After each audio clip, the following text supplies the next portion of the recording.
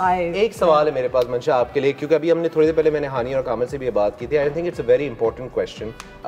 हमें अक्सर जो है ख़वातीन जो है टेलीविजन में हो या फिल्मों में हो, मजलूम, थोड़ी सी सेंसिटिव सी, थोड़ी चुलबुली सी, इस तरह के कैरेक्टर्स नजर आते हैं। बट इस फिल्म में the one thing that really struck me when I saw the trailer for the first time was a very strong female character।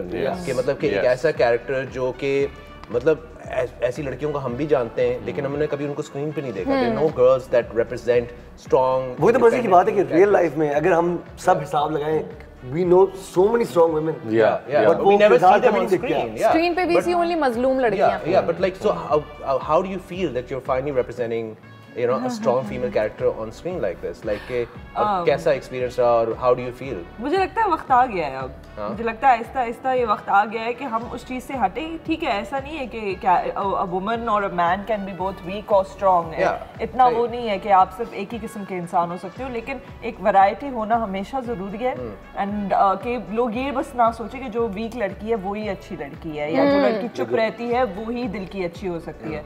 वो हमें अब उससे हटना चाहिए, क्योंकि हमें पता है कि ये सच नहीं है। चैलेंजिंग था ये थोड़ा डिफरेंट कैरेक्टर करना।